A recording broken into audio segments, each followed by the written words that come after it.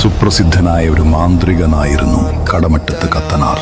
തിരുവിതാംകൂർ രാജ്യത്ത് കുന്നത്തുനാട് താലൂക്കിൽപ്പെട്ട കടമറ്റം എന്ന സ്ഥലത്ത് ഒരു പാവപ്പെട്ട കുടുംബത്തിലാണ് കത്തനാർ ജനിച്ചത്. വളരെ ദരിദ്രമായിരുന്നു അവൻ്റെ കുടുംബം. ക്രിസ്ത്യാനികളായ അവൻ്റെ അച്ഛനമ്മമാർക്ക് കൂലിപ്പണിയായിരുന്നു തൊഴിൽ. രോഗം മൂലം അവൻ്റെ അച്ഛനമ്മമാർ മരിച്ചുപോയി. കൊച്ചു പൗലോസ് എന്നാണ് അവനെ എല്ലാവരും വിളിച്ചിരുന്നത്. അവന് സഹോദരങ്ങളോ ഉറ്റവരോ ഉടയവരോ ആരുമുണ്ടായിരുന്നില്ല. നിത്യവൃത്തിക്ക് യാതൊരു മാർഗവുമില്ലാതെ ഒറ്റയ്ക്ക് ഒരു ചെറ്റക്കുടലിൽ കഴിഞ്ഞുകൂടാൻ പൗലോസിന് ആയില്ല. താങ്ങാനാകാത്ത ദുഃഖത്തിൽ ഒരു ദിവസം അവൻ വീട് വിട്ടിറങ്ങി അടുത്തുള്ള പള്ളിയിൽ ചെന്ന് മുട്ടിപ്പായി പ്രാർത്ഥിച്ചു.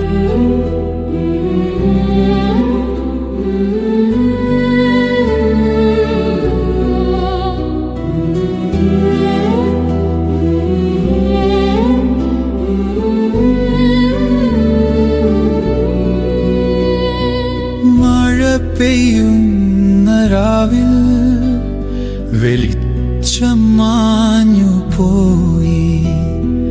ആശ്രയം ഏതുമില്ല ദൈവമേ, എന്നിൽ കനിയണേ.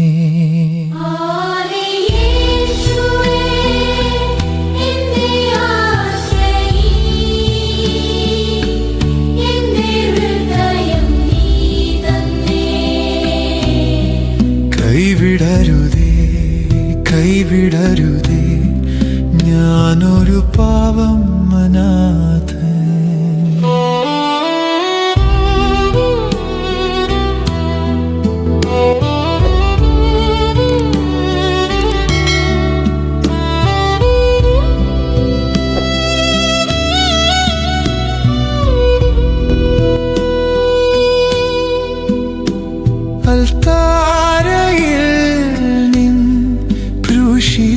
രൂപം കണ്ടു നിൻ പാതയിൽ ഞാൻ എന്നെ സമർപ്പിച്ചു.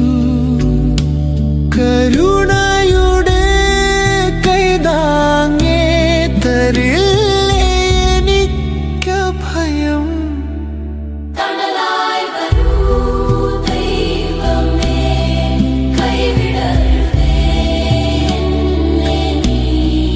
യേശുവേ കൈവമേ കൈവിടരുതേ എന്നെ നീ.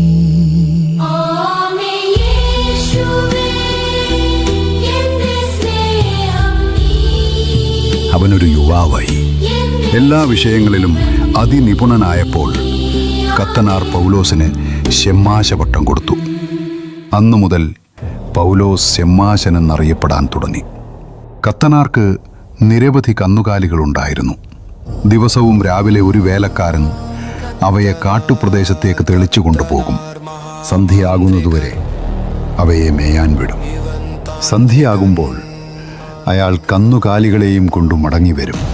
അയാൾ ഉച്ചഭക്ഷണം കൂടെ കൊണ്ടുപോകാറുള്ളതിനാൽ സദാ കന്നുകാലികളുടെ മേൽ ശ്രദ്ധ വയ്ക്കാൻ കഴിഞ്ഞിരുന്നു.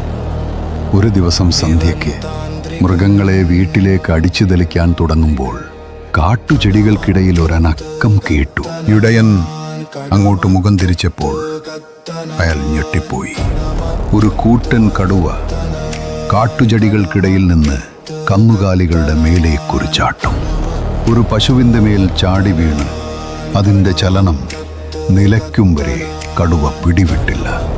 ഭയന്നുപോയ മറ്റു മൃഗങ്ങൾ കൂട്ട നിലവിളിയോടെ നാലുപാടും ചിതറിയോടി. സ്വന്തം ജീവൻ രക്ഷിക്കാനായി വേലക്കാരനും ഓടി. കന്നുകാലികളെ മടക്കിക്കൊണ്ടുവരാൻ വൈകുന്നത് എന്തെന്ന ചിന്തയോടെ കത്തനാർ മുറ്റത്തുളാത്തുകയായിരുന്നു. അപ്പോഴാണ് വേലക്കാരൻ നിലവിളിയോടെ ഓടി വന്നത്. ഒരു പശുവിനെ കടുവ കടിച്ചു കൊന്ന വിവരം കിതപ്പോടെ അയാൾ ഒരുവിധം പറഞ്ഞൊപ്പിച്ചു. പ്രാണനെപ്പോലെ സ്നേഹിച്ചു വളർത്തുന്ന കന്നുകാലികൾക്ക് ഇങ്ങനെ അപകടം നേരിട്ടതിൽ കത്തനാർ ദുഃഖിച്ചു. വേലക്കാരെയെല്ലാം വിളിക്കുക, ഉടൻ തന്നെ കാട്ടിലേക്ക് പോയി മറ്റു കന്നുകാലികൾക്ക് അപകടം പറ്റാതെ അവയെ കൂട്ടിക്കൊണ്ടുവരണം. ആവശ്യമുള്ള ആയുധങ്ങളും എടുത്തുകൊള്ളുക, അദ്ദേഹം ആജ്ഞാപിച്ചു. കത്തനാർ 4-5 വേലക്കാരെയും പൗലോസു ഷെമ്മാനെയും കൂട്ടി അപ്പോൾ തന്നെ കാട്ടിലേക്ക് തിരിച്ചു. പലയിടത്തും കറങ്ങി നടന്നിട്ടും അവർക്ക് ഒറ്റ പശുവിനെ പോലും കണ്ടെത്താൻ കഴിഞ്ഞില്ല. അതിനാൽ അവർ പല വഴികളായി പിരിഞ്ഞ് അന്വേഷണം തുടർന്നു. ഷെമ്മാശൻ കാടിൻ്റെ ഉള്ളിലേക്ക് കടന്നു. ഒരിടത്തും പശുക്കളെ കണ്ടെത്താനായില്ല. എല്ലാവരും നന്നേ ക്ഷീണിച്ചു. നേരം നന്നായി ഇരുട്ടുകയും ചെയ്തു. ഒന്നും കാണാൻ വയ്യാതെയായി. അപ്പോൾ കത്തനാർ പറഞ്ഞു, ഇന്നിനെ അന്വേഷിച്ചതുകൊണ്ട് ഫലമൊന്നുമില്ല, നമുക്ക് മടങ്ങാം. കത്തനാരും കൂട്ടരും മടങ്ങി വീട്ടിലെത്തിയപ്പോൾ കടുവ പിടിച്ച ഒരു പശു ഒഴികെ ബാക്കിയെല്ലാം മടങ്ങിയെത്തിയിരിക്കുന്നതായി കണ്ട് സന്തോഷിച്ചു. അപ്പോഴാണ് ഷെമ്മാശൻ മടങ്ങി വന്നിട്ടില്ലെന്നറിയുന്നത്. ഉത്കണ്ഠയോടെ കത്തനാർ പാതിരാത്രി വരെ ഉറങ്ങാതെ കാത്തിരുന്നു. പിന്നെ അത്താഴം കഴിച്ചെന്നു വരുത്തി. അതിനുശേഷം ഉറങ്ങാൻ കിടന്നെങ്കിലും ഉറക്കം വന്നില്ല. വെളുപ്പാൻ കാലത്ത് തന്നെ കത്തനാർ എഴുന്നേറ്റ് 8-10 ആൾക്കാരെയും കൂട്ടി കാട്ടിലേക്ക് പുറപ്പെട്ടു. കാടും മലയും അരിച്ചു പെറുക്കിയിട്ടും ഷെമ്മാനെ കണ്ടുകിട്ടിയില്ല. കത്തനാർ ആകെ തളർന്നുപോയി. ദുഃഖത്തോടെ എല്ലാവരും മടങ്ങിപ്പോയി. ഷെമ്മാനെക്കുറിച്ച് യാതൊരു വിവരവും ലഭിച്ചില്ല. അയാളെ കടുവ കൊന്നു തിന്നതു തന്നെയെന്ന് എല്ലാവരും വിശ്വസിച്ചു. കത്തനാർക്ക് ആ ദുരന്തം ഓർക്കാൻ പോലും കഴിഞ്ഞില്ല. അദ്ദേഹം ഷെമ്മാന്റെ രക്ഷക്കായി സദാ ദൈവത്തോട് അപേക്ഷിച്ചുകൊണ്ടിരുന്നു. ഷെമ്മാൻ കന്നുകാലികളെ തിരക്കി വഴിയറിയാതെ കൊടുങ്കാട്ടിൽ പെട്ടുപോയി. കന്നുകാലികളെ കണ്ടെത്താൻ കഴിയാത്ത മനസ്താപത്തോടെ വീട്ടിലേക്ക് മടങ്ങിയ ഷെമ്മാൻ വഴിതെറ്റി കൂടുതൽ കാട്ടിനുള്ളിലേക്കാണ് പോയത് എന്ന് ഷെമ്മാൻ ആദ്യമതറിഞ്ഞില്ല. തികച്ചും അപരിചിതവും ഭയാനകവുമായ ഒരു സ്ഥലത്താണ് താൻ നിൽക്കുന്നതെന്ന് ഷെമ്മാന് പിന്നീട് മനസ്സിലായി. സൂക്ഷിച്ചു നോക്കിയപ്പോൾ വലിയൊരു ഗുഹയുടെ വാതിൽക്കലാണ് താൻ നിൽക്കുന്നതെന്ന് ഷെമ്മാശന് മനസ്സിലായി. പെട്ടെന്നാണത് സംഭവിച്ചത്. പെട്ടെന്ന് അവിടേക്ക് ആജാനബാഹുക്കളായ 3 കാട്ടാളന്മാരെത്തി. അവർ ഷെമ്മാശനെ ആ ഗുഹക്കുള്ളിലേക്ക് ബലമായി കൂട്ടിക്കൊണ്ടുപോയി. അതിൻ്റെ ഉൾഭാഗം ഘോരാന്ധകാരമായും വിജനമായും കാണപ്പെട്ടു. കുറച്ചു ദൂരം ചെന്നപ്പോൾ അകത്തു വെളിച്ചവും ആളനക്കവും കണ്ടു തുടങ്ങി. കുറെ കൂടി ചെന്നപ്പോൾ വിശാലമായ ഹാളും പകൽ പോലെ വെളിച്ചവും കണ്ടു. ഹാളിൻ്റെ മധ്യത്തു വലിയൊരു പീഠത്തിൽ ഗംഭീരനായ ഒരു പുരുഷനിരിക്കുന്നത് കണ്ടു. അതിലൊരു കാട്ടാളൻ മുന്നോട്ട് ചെന്ന് മൂപ്പനോട് നടന്ന കാര്യങ്ങൾ ബോധിപ്പിച്ചു. അതു കേട്ട മൂപ്പൻ ഷെമ്മാനെ തൻ്റെ അടുക്കലേക്ക് വരാൻ ആജ്ഞാപിച്ചു. വിശപ്പും ദാഹവും കൊണ്ട് അവശനായിരുന്ന ഷെമ്മാശൻ ഭയന്ന് മൂപ്പൻ്റെ മുൻപിൽ ചെന്നിരുന്നു. വളരെ അപകടകരമായ ഒരു സ്ഥലത്താണോ താൻ എത്തച്ചേർന്നിരിക്കുന്നതെന്നു മനസ്സിലാക്കിയ ഷെമ്മാശൻ പ്രാണൻ കയ്യിൽ പിടിച്ചുകൊണ്ടാണ് അവിടെ നിന്നത്. ഇപ്പോൾ എല്ലാവരും പോയിക്കൊള്ളിൽ, ഞാൻ വിളിക്കുമ്പോൾ വന്നാൽ മതി. ഇവനൽപ്പം മര്യാദക്കാരനാണെന്ന് തോന്നുന്നു. കാട്ടുമുട്ടനായ തലവന്റെ കൽപ്പന കേട്ടയുടൻ ഭീകരരൂപികളെല്ലാം അവിടെ നിന്നും നിഷ്ക്രമിച്ചു. ഉടനെ ആ പ്രമാണി വളരെ വാത്സല്യഭാവത്തിൽ ഷെമ്മാശനോട് ചോദിച്ചു, എൻ്റെ നിയമങ്ങളനുസരിച്ച് നിനക്കിവിടെ താമസിക്കണമെന്നുണ്ടെങ്കിൽ ഇവിടെ സുഖമായി കഴിയാം. നിന്റെ എല്ലാ കാര്യങ്ങൾക്കും ഇവിടെ സൗകര്യമുണ്ട്. യാതൊന്നിനും ഈ ഗുഹയിൽ നിന്ന് പുറത്തു പോകേണ്ട. മാത്രമല്ല, ഇനിയൊരിക്കലും നിനക്ക് ഈ ഗുഹയ്ക്ക് പുറത്തു പോകാനുമൊക്കില്ല. നിന്നെ ഇവിടെ നിന്ന് വിട്ടയക്കുകയില്ല. ഗത്യന്തരമില്ലാതിരുന്നതിനാൽ ആ മലയറയൻ പറഞ്ഞതെല്ലാം അയാൾക്കനുസരിക്കേണ്ടി വന്നു. വൃത്തിഹീനന്മാരും ക്രൂരന്മാരുമായ ദുഷ്ടന്മാരോടൊപ്പമുള്ള സഹവാസം ഷെമ്മാശന് അസഹ്യമായിരുന്നു. എന്നാൽ ഷെമ്മാശന്റെ കഥ ചോദിച്ചു മനസ്സിലാക്കിയ മലയറയ മൂപ്പന് ഷെമ്മാനോട് അലിവ് തോന്നുകയും അവന്റെ സ്വഭാവവും പെരുമാറ്റവും ആ സംഘപ്രമാണിക്ക് ഇഷ്ടമാവുകയും ചെയ്തു. അവനെ ആരും ഉപദ്രവിക്കാതെ രക്ഷിച്ചുകൊള്ളാമെന്നും ഷെമ്മാൻ നല്ലവനും തന്നോടൊപ്പം താമസിക്കാൻ യോഗ്യനുമാണെന്ന് മൂപ്പൻ മനസ്സിലാക്കി. അങ്ങനെ മൂപ്പൻ ഷെമ്മാശനെ തൻ്റെ ശിഷ്യനാക്കി. മന്ത്രവാദം, ഇന്ദ്രജാലം, മഹേന്ദ്രജാല വിദ്യകളൊക്കെ പഠിപ്പിച്ചു. മൂപ്പൻ ഒരു മലയറയനായിരുന്നു, മഹാമാന്ത്രികൻ, കൊടും മന്ത്രവാദി, അനേകം അദ്ഭുത സിദ്ധികൾ മനഃപാഠമാക്കിയ ദിവ്യൻ. അവിടെ ഉണ്ടായിരുന്നവരൊക്കെ അദ്ദേഹത്തിൻ്റെ ദാസന്മാരും ഷെമ്മാനെ പോലെ അവിടെ അകപ്പെട്ടവരുമായിരുന്നു. താൻ ഈ ഗുഹയിലാണ് വസിക്കുന്നതെന്ന് പുറം ലോകമറിയാതിരിക്കാനും തൻ്റെ ദിവ്യശക്തി അറിഞ്ഞ് ആരും തന്നെ അന്വേഷിച്ച് ഗുഹയിലെത്താതിരിക്കാനുമാണ് മൂപ്പൻ അവിടെ എത്തിച്ചേരുന്നവരെ പുറത്തു പോകാൻ അനുവദിക്കാത്തത്. ഷെമ്മാൻ്റെ ഗുരുഭക്തിയും തന്നോടുള്ള പുത്രതുല്യ സ്നേഹവും അടുത്തറിഞ്ഞ മൂപ്പൻ അവന് തനിക്കറിയാവുന്ന എല്ലാ വിദ്യകളും പഠിപ്പിച്ചു കൊടുത്തു. എപ്പോഴെങ്കിലും തരം കിട്ടിയാൽ ഷെമ്മാശൻ അവിടെ നിന്നും രക്ഷപ്പെട്ടു പോകുമെന്ന് മലമൂപ്പൻ ഭയന്നിരുന്നു. അതിനാൽ രാവും പകലും ഷെമ്മാനെ നിരീക്ഷിക്കാൻ വേണ്ട ഏർപ്പാടുകൾ മൂപ്പൻ ചെയ്തിരുന്നു. എന്നാൽ എല്ലാ മന്ത്രവിദ്യകളും ഗുരുവിൽ നിന്നും മനസ്സിലാക്കിയ ഷെമ്മാൻ കാവൽക്കാരെ നിഷ്പ്രയാസം കബളിപ്പിച്ചു കടന്നുകളയാമായിരുന്നു. അവിടെ നിന്നും എങ്ങനെയും രക്ഷപ്പെടണമെന്ന അതിയായ മോഹമുണ്ടായിട്ടും ഗുരുവിനെ വഞ്ചിക്കാൻ അവന് മനസ്സു വന്നില്ല. അവൻ അവിടെ തന്നെ തുടർന്നു. അങ്ങനെ 12 വർഷങ്ങൾ കടന്നുപോയി. ഒരു ദിവസം വിഷമിച്ചിരിക്കുന്ന ഷെമ്മാശനോട് മൂപ്പൻ ചോദിച്ചു, നിനക്ക് മടങ്ങിപ്പോകണമെന്നുണ്ടോ? കുറച്ചു കാലമായി നീ എപ്പോഴും ദുഃഖിതനാണല്ലോ.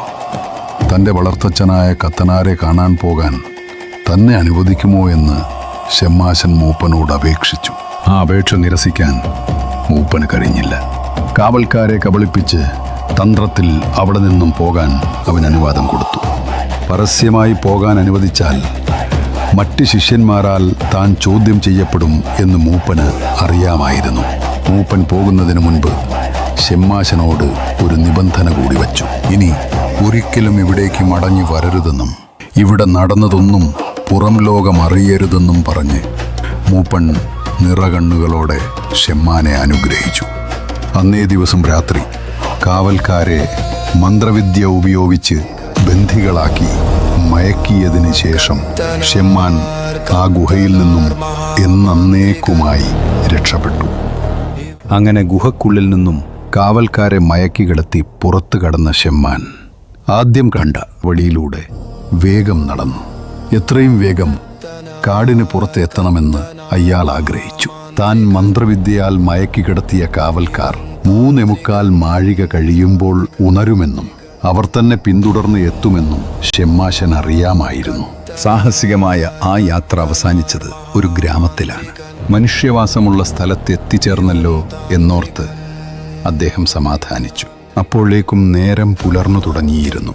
ഷെമ്മാൻ വിശപ്പും ദാഹവും ഭയങ്കരമായി അനുഭവപ്പെട്ടു. ചുറ്റും നോക്കിയപ്പോൾ അല്പമകലെയായി ഒരു ചെറിയ വീട് കണ്ട് അവൻ അവിടേക്ക് ചെന്നു. ആ വീട്ടിൽ ഒരു വൃദ്ധ മാത്രമേ ഉണ്ടായിരുന്നുള്ളൂ. ഷെമ്മാൻ ആ വൃദ്ധയോട് കഴിക്കാൻ അല്പം കഞ്ഞി തരുമോ എന്ന് ചോദിച്ചു. അരിയില്ലാഞ്ഞിട്ട് കഞ്ഞി വെച്ചിട്ട് 2 നാളായി എന്ന് ആ പാവം വൃദ്ധ മറുപടി നൽകി. വല്ലയിടത്തും പോയി താൻ കുറച്ച് അരി കടമ്പാനി വരാം, അതുവരെ മോൻ ഇവിടെ ഇരിക്കുമോ എന്ന് വൃദ്ധ വിഷമത്തോടെ ചോദിച്ചു. ഒരരിയുടെ തരിയെങ്കിലും ഇവിടെ കാണാതിരിക്കുമോ എന്ന് ഷെമ്മാൻ ആ പാവം വൃദ്ധയോട് ചോദിച്ചു. എൻ്റെ അരിവെട്ടി തട്ടി കുടഞ്ഞാൽ 1-2 അരിമണി കിട്ടുമായിരിക്കുമെന്ന് വൃദ്ധ മറുപടി നൽകി. എന്നാൽ വേഗം പോയി അരിമണി കൊണ്ടുവരൂ, നമുക്കൊരു കൗശലം പ്രയോഗിക്കാമെന്ന് ഷെമ്മാൻ പറഞ്ഞു.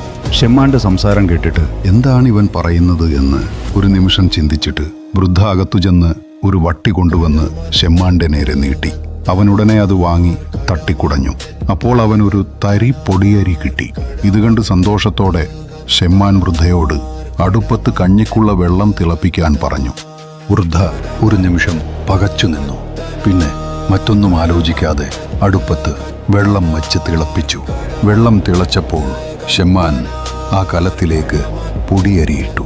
അല്പനേരം കഴിഞ്ഞയുടൻ കലത്തിലേക്ക് നോക്കിയ വൃദ്ധക്ക് തൻ്റെ കണ്ണുകളെ വിശ്വസിക്കാൻ കഴിഞ്ഞില്ല. ആ കലം നിറയെ അരിവെന്ത് മറിയുന്നു.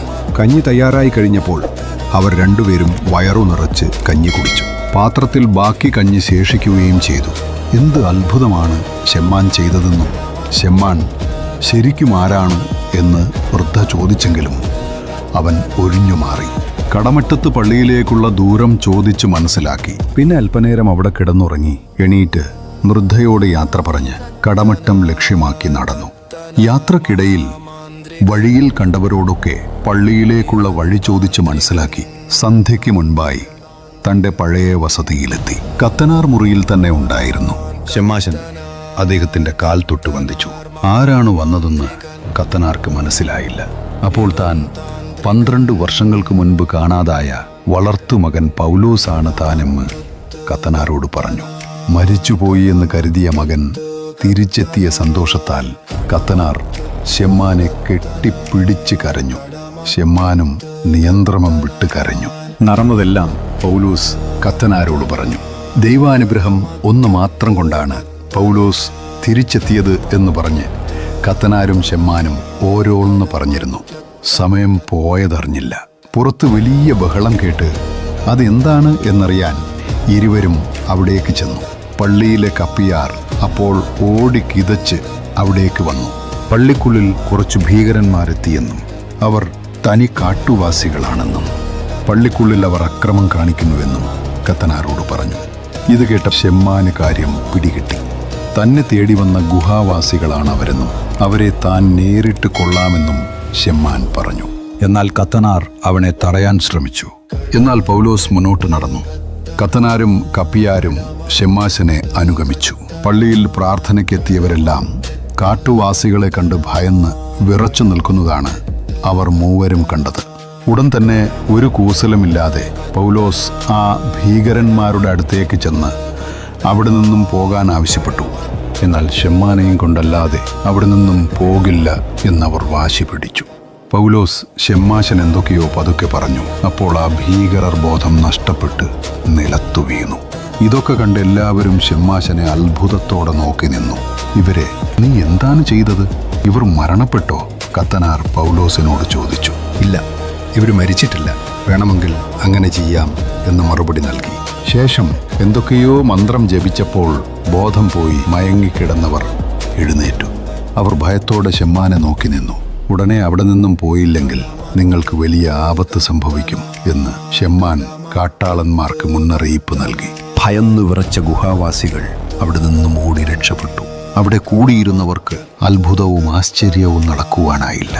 അവർ പൗലോസിനെ താണു വണങ്ങി അവനെ പുകഴ്ത്തി. ഉടനെ കത്തനാർ ഷെമ്മാന്റെ അടുക്കൽ വന്ന് ഈ ദിവ്യശക്തി എവിടുന്ന് കിട്ടി എന്ന് ചോദിച്ചു. എന്നാൽ ഇതൊന്നും തൻ്റെ ശക്തിയല്ല എന്നും ദൈവശക്തിയാണെന്നും ദൈവം സർവശക്തനാണല്ലോ എന്നും എളിമയോടെ പറഞ്ഞു. അങ്ങനെ ആ നാട്ടിൽ ഷെമ്മാനെ പറ്റിയായി ചർച്ച. അധികം വൈകാതെ പള്ളിയിലെ പ്രമാണിമാർ കൂടി ആലോചിച്ച് ഷെമ്മാശന് കത്തനാർ പട്ടം കൊടുത്തു. അന്നു മുതൽ എല്ലാവരും ഷെമ്മാശനെ കടമറ്റത്ത് കത്തനാർ എന്ന് വിളിച്ചു. മറ്റു ചിലർ കടമറ്റത്തച്ഛൻ എന്നും.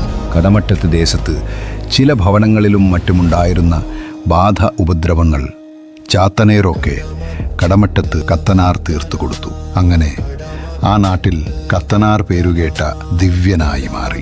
അദ്ദേഹത്തിന്റെ പ്രശസ്തി പല നാടുകളിലും പരന്നു. അദ്ദേഹത്തിന്റെ കീർത്തി സർവത്ര വ്യാപിച്ചതിനാൽ കടമറ്റത്ത് കത്തനാർ വിചാരിച്ചാൽ സാധിക്കാത്ത കാര്യങ്ങളില്ലെന്നായി. പല കാര്യങ്ങൾക്കും അദ്ദേഹത്തെ കൂട്ടിക്കൊണ്ടുപോകാൻ സർവ്വദിക്കിൽ നിന്നും ആളുകൾ വന്നുകൊണ്ടേയിരുന്നു.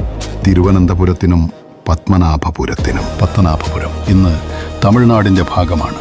ഇതിനിടയിൽ ഒരു വലിയ കാടുണ്ടായിരുന്നു, കള്ളിയങ്കാട്. തിരുവനന്തപുരത്തുള്ളവർക്ക് പത്മനാഭപുരത്ത് പോകണമെങ്കിലും പത്മനാഭപുരത്തുള്ളവർക്ക് തിരുവനന്തപുരത്ത് എത്തണമെങ്കിലും ഈ കാട് കടന്നു വേണം പോകാൻ. എന്നാൽ ആ കാട്ടിൽ ഒരു യക്ഷിയുടെ ശല്യം പതിവായി. കാട്ടിലൂടെ പോകുന്ന പുരുഷന്മാരെ വെറ്റില മുറുക്കാൻ അല്പം ചുണ്ണാമ്പ് തരുമോ എന്ന് ചോദിച്ച് തൻ്റെ സൗന്ദര്യത്തിൽ മയക്കി വശീകരിച്ച് കാടിനുള്ളിലേക്ക് കൂട്ടിക്കൊണ്ടുപോകും. പിന്നെ ഉഗ്രരൂപിണിയായ യക്ഷിയായി മാറി അവരെ കൊലപ്പെടുത്തും. തൻ്റെ സ്വന്തം ഭർത്താവിനാൽ ആ കാട്ടിൽ വെച്ച് കൊല ചെയ്യപ്പെട്ട് ഗതി കിട്ടാതെ അലയുന്ന ഒരു ആത്മാവ്. കള്ളിയങ്കാട്ട് നീലി എന്നാണ് അവൾ അറിയപ്പെട്ടിരുന്നത്. അവളുടെ ഉപദ്രവം സഹിക്കാൻ കഴിയാതെ ആരും ആ കാട്ടിലൂടെ പോകാതായി. ഗ്രാമവാസികൾ പൊറുതിമുട്ടി. പല മന്ത്രവാദികളും വന്നു. പക്ഷേ ഒരു ഫലവും ഉണ്ടായില്ല. നീലി പിന്നെയും പുരുഷന്മാരെ കൊന്നുകൊണ്ടേയിരുന്നു.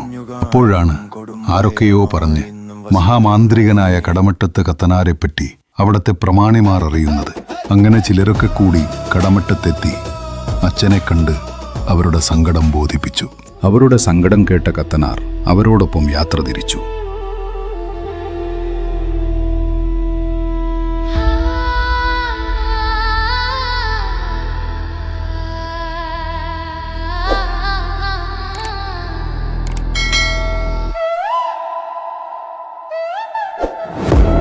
കളയങ്കാട്ടിനുള്ളിൽ കൊടുങ്കാറ്റീശുന്ന നേരം നീലിയുടെ നിഴൽ പതിയുന്നു അവൾ ചോരക്കായി അലയുന്ന നേരം വഞ്ചിത പ്രണയത്തിൻ കനൽ കാറ്റിൽ മുഴുവൻ നിറഞ്ഞു അവൾ പ്രതികാരദാഹിയായി പിറന്നു ഭയത്തിന്റെ ദേവതയായി നീലി നീലി കാളിയുടെ മകൾ നീലി ചിരിയിലൊളിഞ്ഞ വിരി കണ്ണിലൊളിച്ച പക കാടിന്റെ ശ്വാസം നീരാവിന്റെ ജ്വാല നീ കളിയങ്കാട് അവൾക്ക് വീട് ഇരുൾ മൂടിയറ അവൾക്ക് പ്രിയം ഇച്ചിരി ചുണ്ണാമ്പുണ്ടോ ഒന്ന് മുറുക്കാന് ആക്രോശം കാട് വിറക്കും കാടിൻ ശബ്ദം നീ കാലത്തിന്റെ പ്രതിബിംബം നീ സ്വന്തം പതിയാൽ കൊല ചെയ്യപ്പെട്ടവൾ നീ നീലി നീ ഉറങ്ങാത്തവൾ നീലി അനന്തയാത്രയിൽ ഒരു മഞ്ഞുഗാനം കൊടും ഭയമായി ഇന്നും വസിക്കുന്ന നീലി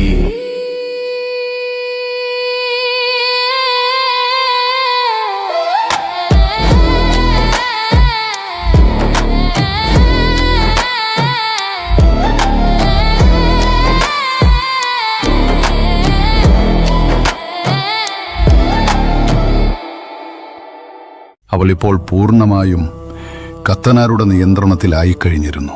രാത്രിയിൽ പല പല സ്ഥലങ്ങളിലും തങ്ങി പകൽ സഞ്ചരിച്ചും 4-ാം നാൾ അവർ കായംകുളത്തെത്തിച്ചേർന്നു.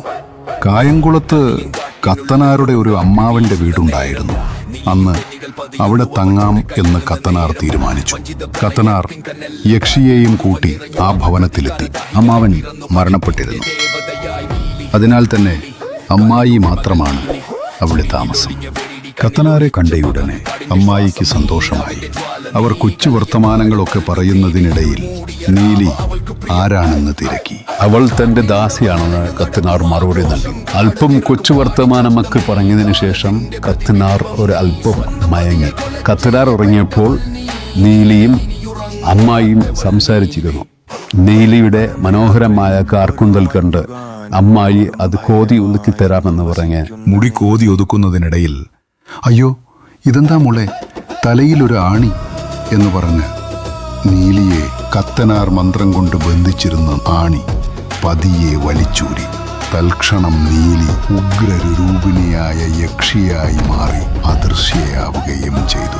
ഭയന്ന് വിറച്ച അമ്മായി നിലവിളിച്ചുകൊണ്ട് ഓടി കത്തനാരെ ഉണർത്തി നടന്ന കാര്യങ്ങൾ പറഞ്ഞു. കത്തനാർ ഉടൻ തന്നെ അവിടെ നിന്നും പുറപ്പെട്ടു. ലക്ഷണങ്ങൾ നോക്കി യക്ഷി വടക്കോട്ടാണ് പോയിട്ടുള്ളതെന്ന് അദ്ദേഹത്തിന് മനസ്സിലായി. കുറേ ദൂരം ചെന്നപ്പോൾ യക്ഷി സുന്ദരിയായ ഒരു മനുഷ്യ സ്ത്രീരൂപം ധരിച്ച് നടന്നു പോകുന്നത് കണ്ടു. കൂടെ എത്താൻ കത്തനാരും വേഗം നടന്നു. രണ്ടുപേരും മാന്നാരെത്തിച്ചേർന്നു. കത്തനാർ ആട്ടുകടവിലെത്തിയപ്പോഴേക്കും കടത്തുകാരൻ യക്ഷിയെ തോണിയിൽ കയറ്റി പണയന്നാർ കാവിലെ കടവിലെത്തിച്ചു. കത്തനാർക്ക് പിന്നാലെ ചെല്ലാൻ അവിടെ വേറെ തോണിയൊന്നും തന്നെ ഇല്ലായിരുന്നു. അവളെ വിട്ടാൽ പിന്നെ കിട്ടുക ബുദ്ധിമുട്ടാണ് എന്നറിയാമായിരുന്നതിനാൽ കത്തനാർ നീലിക്ക് മുന്നോട്ട് നീങ്ങാൻ കഴിയാത്തവണ്ണം ഒരു തന്ത്രം പ്രയോഗിച്ചു. പിന്നെ ഒരു വാഴയിൽ നിന്നും തൂശനില മുറിച്ചെടുത്ത് ആറ്റിലേക്കിട്ട് അതിന്മേൽ കയറി നിന്ന് തുഴഞ്ഞി അക്കരെ എത്തി യക്ഷിയുടെ അടുക്കൽ ചെന്നു. നീ എവിടെ പോകുന്നു? നിന്നെ എനിക്ക് വിട്ടയക്കാൻ കഴിയില്ല. ജനങ്ങൾക്ക് യാതൊരു ഉപദ്രവവും ചെയ്യാതിരിക്കുമെങ്കിൽ നിന്നെ ഞാനിവിടെ കുടികൊള്ളാൻ അനുവദിക്കാം. അല്ലാത്ത പക്ഷം നീലിയുടെ ആത്മാവിനെ എന്നേക്കുമായി നശിപ്പിക്കുമെന്ന് കത്തനാർ അവളോട് പറഞ്ഞു. താൻ ആർക്കും ഒരു ഉപദ്രവവും ചെയ്യാതെ അവിടെ ഇരുന്നു കൊള്ളാമെന്നും തൻ്റെ ആത്മാവിനെ നശിപ്പിക്കരുതെന്നും നീലി കത്തനാരോട് കേണപേക്ഷിച്ചു. ഒടുവിൽ നീലിയെ കൊണ്ട് സത്യം ചെയ്യിപ്പിച്ച് അവിടെ കണ്ട ഒരു പാലമരത്തിൽ കുടികൊള്ളാൻ കത്തനാർ അനുവാദം നൽകി. യക്ഷി അദൃശ്യയായാണ് അവിടെ വസിക്കുന്നത്. എങ്കിലും കറുത്ത വാവ്, അമാവാസി, പിന്നെ ചില പ്രത്യേക ദിവസങ്ങളിലും യക്ഷിയെ സുന്ദരിയായ സ്ത്രീയായും തീയായും പലരും കണ്ടു എന്ന് പറയപ്പെടുന്നു. പക്ഷേ അവൾ ആരെയും തന്നെ പിന്നീട് ഉപദ്രവിച്ചിട്ടില്ല. പണയന്നാർക്കാവിലെ യക്ഷിയെന്നും പരുമല യക്ഷിയെന്നും നീലി പിന്നീട് അറിയപ്പെട്ടു.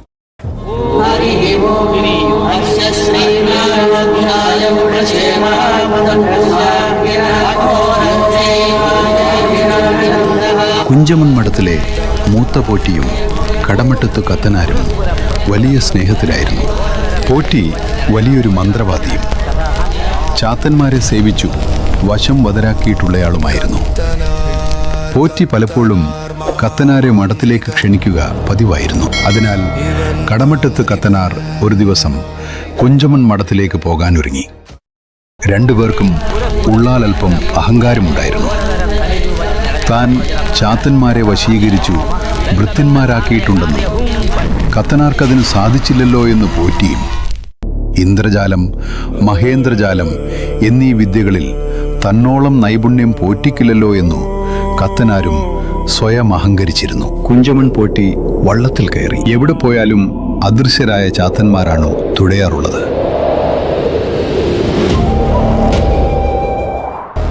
അതുപോലെ തനിക്കും പോകണമെന്ന് നിശ്ചയിച്ച കത്തനാർ ഒരു വള്ളത്തിൽ കയറി ഊന്നുകാരാരുമില്ലാതെ പോറ്റിയുടെ കടവിൽ ചെന്നെടുത്തു.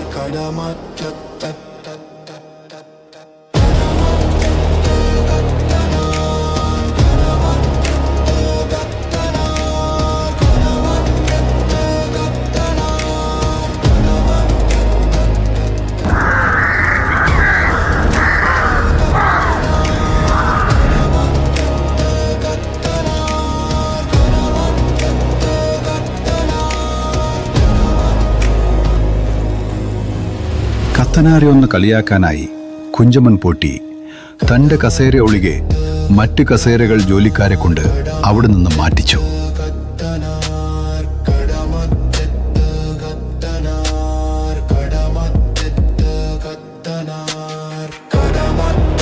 ഇതെന്താണോ വള്ളക്കാരാരുമില്ലാതെ പുറപ്പെട്ടത്? പോറ്റി ചോദിച്ചു. തൽക്കാലം വള്ളക്കാരെ അന്വേഷിച്ചിട്ട് കിട്ടിയില്ല. ഇവിടേക്കുള്ള യാത്ര നിശ്ചയിക്കുകയും ചെയ്തു. അതുകൊണ്ട് തോണിയിൽ കയറി എന്നെ ഇവിടെ കൊണ്ടിറക്കണമെന്നു തോണിയോട് തന്നെ പറഞ്ഞു. തോണി അന്യസഹായം കൂടാതെ ഇവിടെ വന്നടുക്കുകയും ചെയ്തു. കത്തനാർ പറഞ്ഞു. കത്തനാരുടെ ഇന്ദ്രജാല വിദ്യ കൊണ്ടാണോ തോണി തനിയെ വന്നടുത്തതെന്നും ഇതുതന്നെ ആക്ഷേപിക്കാനായി കത്തനാർ ചെയ്തതാണെന്നും പോറ്റിക്ക് തോന്നി. എങ്കിലും പിന്നെ അതേക്കുറിച്ചൊന്നും സംസാരിച്ചില്ല. രണ്ടുപേരും മഠത്തിലെത്തി. വരാന്തയിൽ പ്രവേശിച്ച കുഞ്ചമൺ പോറ്റി തൻ്റെ കസേരയിൽ സ്ഥാനമുറപ്പിച്ചു. എന്നിട്ട് പരിഹാസത്തോടെ കത്തനാരെ നോക്കി ചിരിച്ചു. ചുറ്റും നോക്കിയ കത്തനാർക്ക് കാര്യം പിടികിട്ടി. ഉടനെ തന്നെ കത്തനാർ ഒരു വിദ്യ പ്രയോഗിച്ചു. ഉടൻ തന്നെ പോറ്റിയുടെ കസേരയേക്കാൾ മുന്തിയ ഒരു കസേര അവിടേക്ക് താനേ വന്നു. കത്തനാർ ആ കസേരയിൽ കയറി ഇരുന്നു കൊണ്ട് പോറ്റിയെ ഒന്ന് നോക്കി. കത്തനാർ ബഹുകേമൻ തന്നെയെന്ന് പോറ്റി മനസ്സിൽ പറഞ്ഞു. പിന്നെ രണ്ടുപേരും പൊട്ടിച്ചിരിച്ചു. കത്തനാർക്ക് കുടിക്കാനും ഉണ്ണാനും വേണ്ടതെല്ലാം പോറ്റി ഏർപ്പാട് ചെയ്തു. ഭക്ഷണം കഴിഞ്ഞിട്ട് രണ്ടുപേരും സ്വൈരസല്ലാപം നടത്തിക്കൊണ്ടിരുന്നു. നേരം വൈകിയപ്പോൾ കത്തനാർ പറഞ്ഞു, എനിക്കിപ്പോൾ തന്നെ പോകേണ്ടിയിരിക്കുന്നു. അതിന് അനുവാദം തരണം. ഞാൻ പല പ്രാവശ്യം അപേക്ഷിച്ചിട്ടാണ് കത്തനാരിവിടെ വന്നത്. 4-5 ദിവസമെങ്കിലും താമസിക്കാതെ പോകുന്നത് സങ്കടമാണ്. നിവൃത്തിയുണ്ടെങ്കിൽ 2 ദിവസമെങ്കിലും ഇവിടെ തനിയാൽ കൊള്ളാം. എല്ലാം ഇഷ്ടം പോലെ പോറ്റി പറഞ്ഞു. ഇന്ന് പോകാതെ ഇരിക്കാൻ നിവൃത്തിയില്ല. ചങ്ങനാശ്ശേരിയിൽ ഒരു സ്ഥലത്ത് ഇന്ന് എത്തിക്കൊള്ളാമെന്ന് ഞാൻ വാക്കു പറഞ്ഞിട്ടുണ്ട്. താമസിയാതെ ഇനിയും ഇവിടെ വരാം. ഇത്രയും പറഞ്ഞിട്ട് കത്തനാർ യാത്രയായി. കടവ് വരെ അനുയാത്രയായി പോറ്റിയും വന്നു. കത്തനാർ നോക്കിയപ്പോൾ തൻ്റെ വള്ളം കടവിൽ കാണുവാനില്ല. ഓ, നമ്മുടെ തോണി ഇവിടെ കാണുന്നില്ലല്ലോ.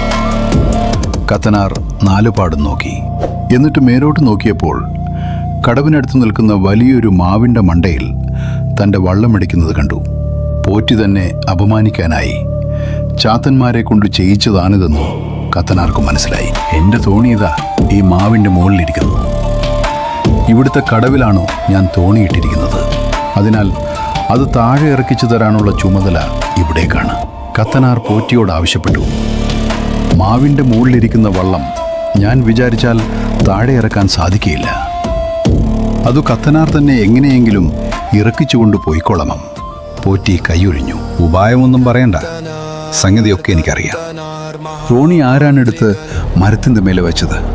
അവർ തന്നെ തോണി താഴെ ഇറക്കിത്തരുമെന്ന് പറഞ്ഞ് കത്തനാർ കണ്ണടച്ച് എന്തൊക്കെയോ ഉരുവിട്ടു.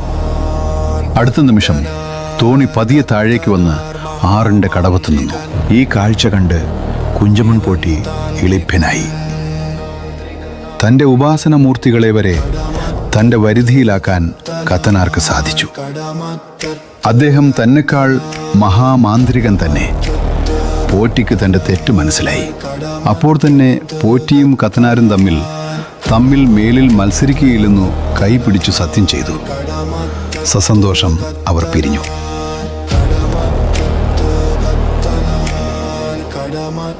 ഒരിക്കൽ യെരുശലേമിൽ നിന്ന് ഒരു ബാവ മലയാള രാജ്യം സന്ദർശിക്കാനെത്തി. പല സ്ഥലങ്ങളിലും സഞ്ചരിച്ച ശേഷം കടമറ്റത്ത് പള്ളിയിലെത്തി. അപ്പോൾ കത്തനാർ മലയാളത്തിൽ കിട്ടാത്തതും യൂറോപ്യൻ രാജ്യങ്ങളിൽ സുലഭമായിട്ടുള്ളതുമായ ചില കാഴ്ചവസ്തുക്കൾ ബാവയ്ക്ക് സമ്മാനിച്ചു. ബാവ വിസ്മയിക്കുകയും സന്തോഷിക്കുകയും ചെയ്തു. ഈ കൂട്ടത്തിൽ ഒരു പച്ചമുന്തിരി കുല കൂടിയാകാമായിരുന്നു. അത് ഈ ദിക്കിൽ സുലഭമായിരിക്കുമല്ലോ, ബാവ പറഞ്ഞു. ഇവിടെ സുലഭമല്ലാതെ ഒന്നുമില്ല.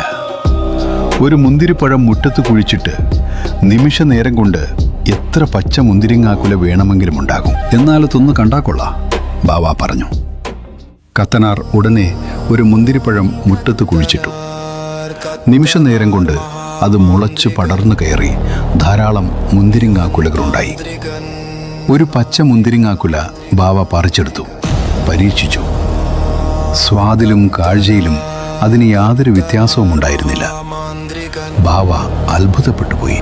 ബാവ പള്ളിയിൽ നിന്ന് പുറത്തിറങ്ങിയപ്പോൾ കത്തനാർ വലിയ മാന്ത്രികനും ഇന്ദ്രജാലക്കാരനുമാണെന്ന് ഒരാൾ പറഞ്ഞു കൊടുത്തു.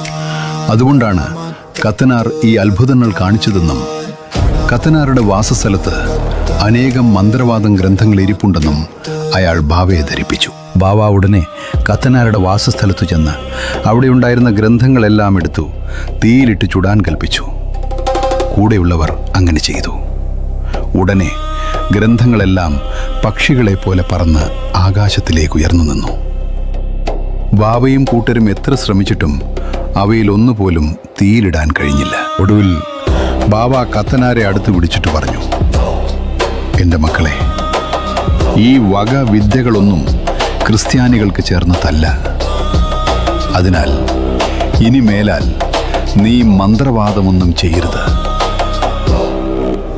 ഞാൻ ദൈവത്തെ മറന്നും ജനങ്ങൾക്ക് ഉപദ്രവമായും യാതൊന്നും ചെയ്യാറില്ല, മേലാൽ ചെയ്യുകയുമില്ല. അതിനാൽ പഠിച്ച വിദ്യ ജനങ്ങൾക്ക് ഉപകാരപ്രദമാം വിധം പ്രയോഗിക്കാൻ കൽപ്പിച്ചനുവദിക്കണം, കത്തനാർ പറഞ്ഞു.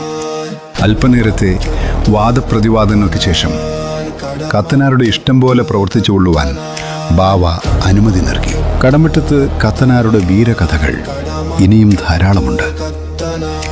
മലാരിയ മൂപ്പനിൽ നിന്നും പിന്നെ കത്തനാരുടെ തന്നെ സ്വയസിദ്ധികൾ കൊണ്ടും സ്വായത്തമാക്കിയതാണ് കത്തനാരുടെ മാന്ത്രിക, താന്ത്രിക, മായാജാല വിദ്യകൾ.